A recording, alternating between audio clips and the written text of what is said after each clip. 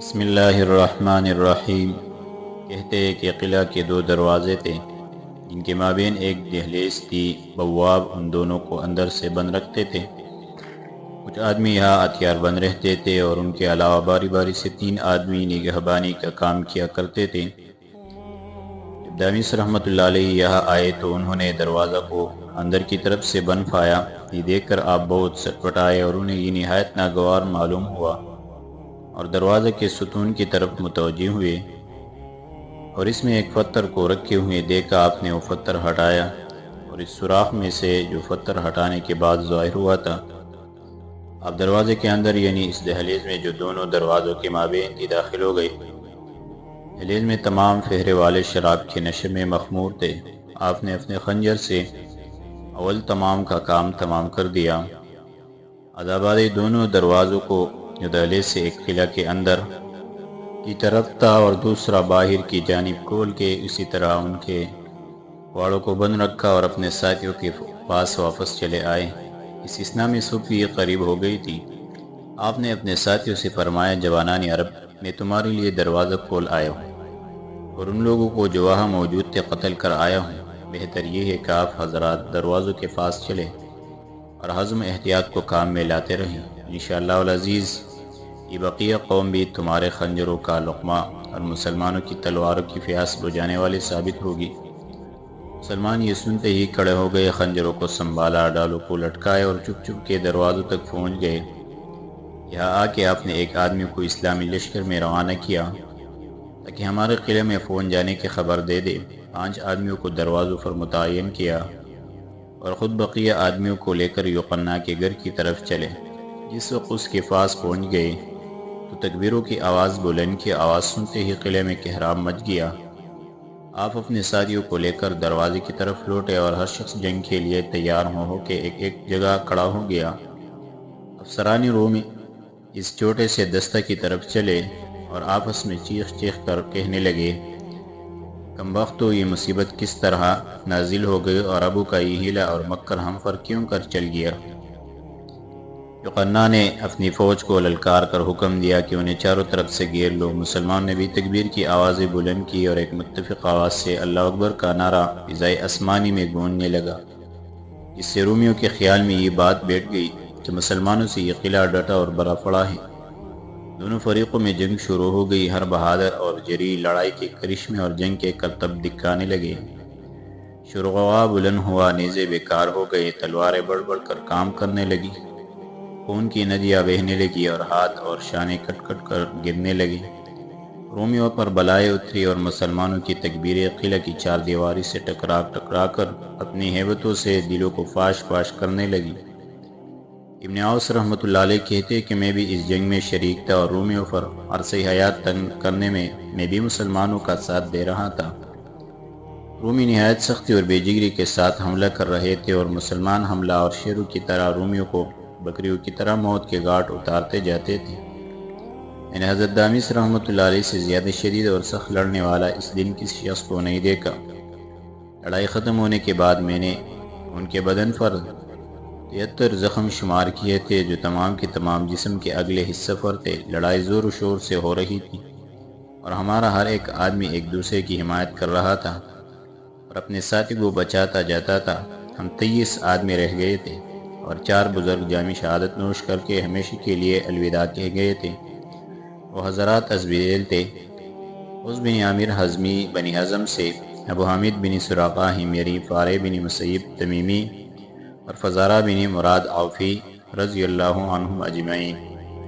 واقدی رحمۃ اللہ علیہ کہتے کہ مجھ سے نوفل بن سالم نے اپنے دادا وعلم بن جازم سے روایت کی ہے کہ میں قلعہ حلب میں حضرت دامس رحمۃ اللہ علیہ کے دستہ میں کھڑا ہو کر لڑ رہا تھا۔ ہم میں سے جو شہید ہو چکے تھے مگر یہ حضرات بھی شہید ہو گئے۔ ملاعب بن مقدام بن عروہ حضرمی جو غزوہ حدیبیہ اور جنگ تبوک میں رسول اللہ صلی اللہ علیہ وسلم کے ہمراہ ہو کر لڑے تھے، اور عرب بن ربیعہ امیری، ہلال بن امیہ کعب کے بھتیجے کعب جو غزوہ تبوک میں رسول اللہ صلی اللہ علیہ وسلم کے جانشین ہوئے تھے۔ اب ہم 20 آدمی رہ گئے تھے اور قلعے میں جو بلائیں نازل ہو رہی تھی انہیں ہم ہی خود جان رہے تھے۔ 5000 رومی آہنی دیوار بن کر ہمارے سامنے ڈٹے کھڑے تھے۔ ہم پر ہجوم کر رکھا تھا اور ہم اپنی زندگی سے بالکل مایوس ہو گئے تھے کہ اچانک جیش ذہب کے 1000 بہادر لے کر حضرت خالد بن ولید رضی اللہ عنہ ہماری کمک کے لیے پہنچ گئے۔ اس کی وجہ یہ ہوئی کہ سردار حضرت ابوعبیدہ بن جراح ہماری وجہ سے نہایت متفکر اور اندو گئے تھے اور ہماری خبر لینے کے لیے متواتر کوشش فرما رہے تھے۔ حضرت خالد بن ولید رضی اللہ عنہ قریب ہی آ کر خیمہ زن ہو گئے تھے۔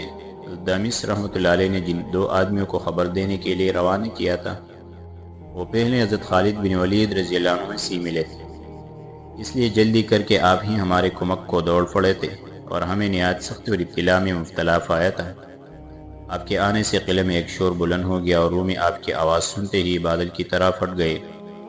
حضرت اوس رحمۃ اللہ علیہ کہتے ہیں کہ جب رومی قلعہ کی دیواروں پر چڑھ گئے اور ہمارے پاس سے ان کا ہجوم منتشر ہو گیا تو ہماری جان میں جان آئی، دل مضبوط ہوئے اور مسلمان نے اللہ اکبر کے نعرے بلند کیے۔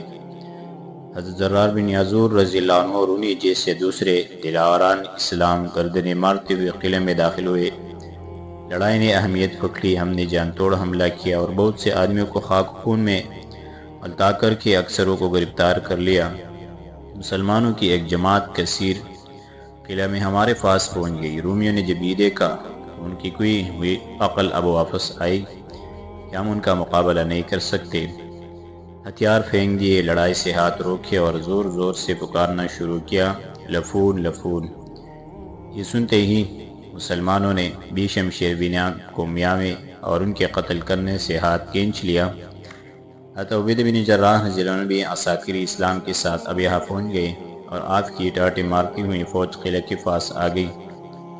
آپ کو اطلاع دی گئی کہ رومی امان طلب کرتے ہیں۔ مسلمان نے تلوار دودم کو میامے کر کے ان کے سروں سے موت کی منڈ لاتی ہوئی چیل کو دور کر دیا ہے اور آپ کی تشریف آوری اور رائے عالی کے منتظر ہے۔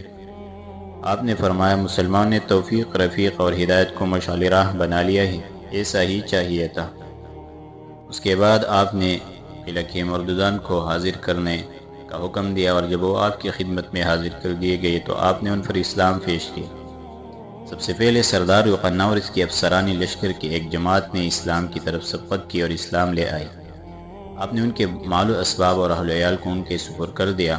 کاشکاروں اور نوائی قلعہ کے جو دیہاتی رہ گئے تھے آپ نے ان کے ساتھ مراعات کر کے ان کے جرائم کو معاف کر دیا اور اس بات کا عہد لے لیا کہ وہ مسلمانوں کے ساتھ صلح والوں اور اہل جزیہ کی طرح رہیں گے اور کس طرح کا نقصان نہ پہنچا سکیں گے۔ ان کے بڑے بوڑھوں کو چھوڑ دیا کہ وہ جہاں چاہے چلے جائے، چنانچہ وہ پہاڑوں کی گھاٹیوں تک چلے گئے۔ لہذا آپ نے مسلمانوں کو حکم دیا کہ وہ قلعہ کا سامان نکال لائے۔ مسلمان نے سونا چاندی اور سونے چاندی کے ظروف اس قلعہ سے اس قدر نکالے جو زائد شمار تھے۔ آپ نے ان میں سے خمس نکالا اور باقی کو مسلمانوں پر تقسیم فرما دیا۔